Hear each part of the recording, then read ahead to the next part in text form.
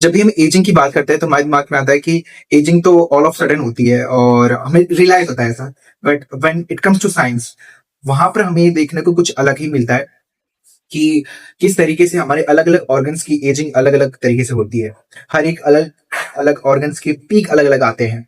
उसके लिए one of the renowned universities in and China, they have published data. ठीक है क्या, उसी ग्राफ को अलग अलग पार्ट्स में डिवाइड करते हैं ताकि आप इजिली उसको समझ पाए। अब तो सबसे पहले हमें देखने को मिलता है जो यहाँ पर, वो फ्लूइड इंटेलिजेंस देखने को मिलता है। फ्लूइड इंटेलिजेंस में हमारा आता है कि जो भी हमारी प्रॉब्लम सॉल्विंग स्किल है, हमारी प्रोसेसिंग स्पीड है, वो कैसे चेंज होती है। अब इसका पीक आता है 20 से 30 ईयर्स तक। उसके बाद हमें डिक्लाइन देखने को मिलता है। अब इसे इंप्रूव कैसे कर सकते हैं? वही जो नॉर्मल एक्सरसाइज करो, आप रीड करो, ऐसे गेम्स खेलो जिससे आपको अपने दिमाग को फोर्स करना पड़े। एंड फिर हमें देखने को मिलता है विजडम एक्सपीरियंस। ये बताता है कि डिसीजन मेकिंग एबिलिटी वो कैसे चेंज होती है।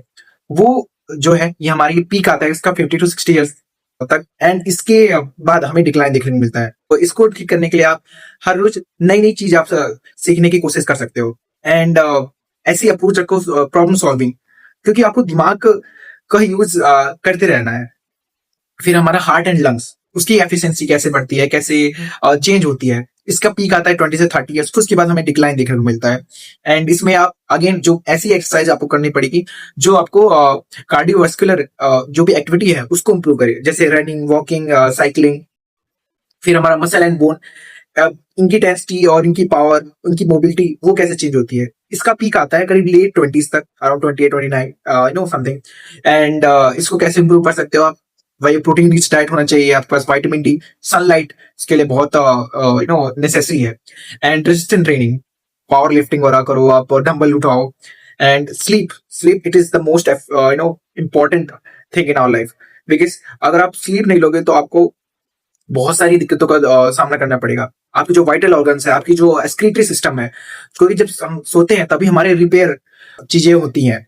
एंड फिर हमारा रिप्रोडक्टिव फंक्शन, आप इसको मेल में आप देख सकते हो रिप्रोडक्टिव फंक्शन धीरे धीरे होता है कंपैरिजन टू फीमेल, क्योंकि इनका मेनोपॉज ही अराउंड 50 के आ जाता है।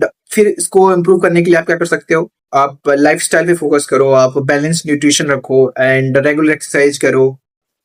एंड और भी बहुत सारी चीजें हैं, जैसे आप देख सकते हो इधर कि मैंने यहाँ पर पीक एजेस दिखाए हैं, डिक्लाइन स्पीड जैसे फ्लूइड इंटेलिजेंस के मॉडरेट है, क्रिस्टलाइज इंटेलिजेंस के वेरी स्लो हैं, हार्ट के मॉडरेट है डिक्लाइन स्पीड, और मसल्स के मॉडरेट हैं। एंड फीमेल फर्टिलिटी के रैपिड